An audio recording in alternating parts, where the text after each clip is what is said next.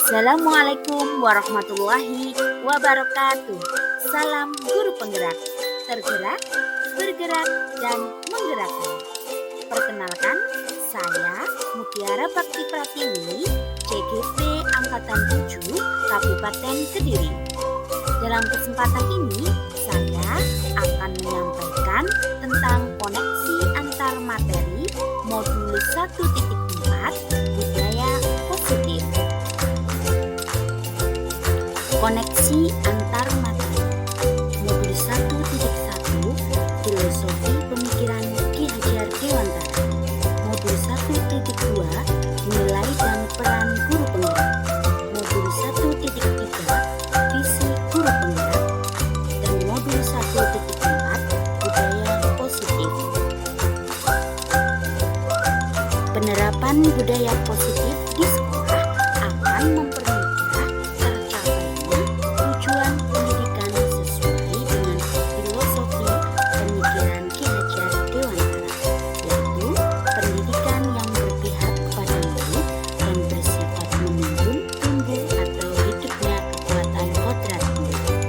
Budaya positif terwujud jika guru mampu mengimplementasikan nilai dan peran guru penggerak, serta budaya positif merupakan satu perwujudan visi guru penggerak yang telah dirumuskan sesuai dengan prakarsa perubahan yang mengacu pada filosofi pemikiran Ki Hajar Dewantara dan profil pelajar Pancasila disusun berdasarkan inquiry apresiatif dengan tahapan bagja.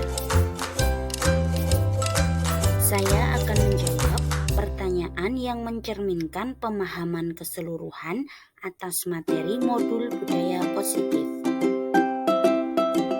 Sejauh mana pemahaman Anda tentang konsep-konsep inti yang telah Anda pelajari di modul ini, yaitu disiplin positif, teori kontrol, teori motivasi, hukuman dan penghargaan, posisi kontrol guru, kebutuhan dasar manusia, keyakinan kelas, dan segitiga restitusi. Adakah hal-hal yang menarik untuk Anda dan di luar dugaan? Budaya positif merupakan suatu pendekatan mendidik anak untuk melakukan kontrol diri dan pembentukan kepercayaan diri. Hukuman dan penghargaan yakni menghukum mereka yang tidak mendapatkan penghargaan. 5 posisi kontrol. Yang pertama, posisi pemberi hukuman. Kedua, posisi pembuat merasa bersalah. Ketiga, posisi teman. Keempat, posisi pemantau. Dan yang kelima, posisi manajer. Konsep 5 kebutuhan dasar manusia menurut Dr. William Glasser, yaitu seluruh tindakan manusia memenuhi tujuan tertentu, yaitu memenuhi kebutuhan dasarnya. Yang pertama, bertahan hidup. Yang kedua, kasih sayang dan rasa diterima. Ketiga, penguasaan. Keempat, kebebasan. Dan yang kelima, kesenangan. Nilai kebajikan dan keyakinan kelas. Tujuan mulia di sini mengacu kepada nilai-nilai dan prinsip-prinsip mulia yang dianut oleh seseorang. Mengenal segitiga restitusi. Langkah-langkah dari segitiga restitusi: yang pertama, menstabilkan identitas. Yang kedua, validasi tindakan yang salah. Dan yang ketiga, menanyakan keyakinan. Adapun hal yang menarik bagi saya dan di luar dugaan adalah tentang hukuman dan penghargaan. Tindakan memberikan penghargaan nilainya sama dengan menghukum seseorang dan berdampak kurang baik bagi murid. Penghargaan memiliki pengaruh jangka pendek dan jangka panjang, tidak efektif, merusak hubungan, mengurangi ketepatan, menurunkan kualitas, mematikan kreativitas, dan menghukum mereka yang tidak mendapatkan penghargaan.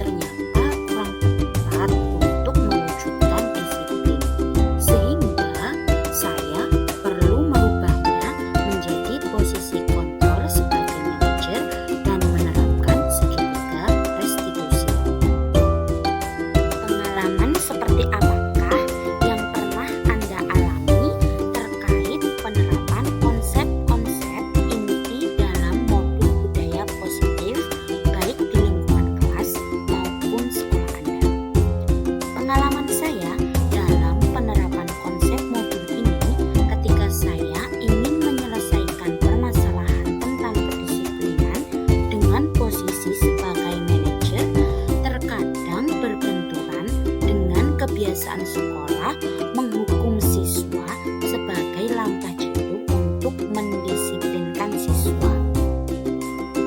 Bagaimanakah perasaan Anda ketika mengalami hal-hal tersebut?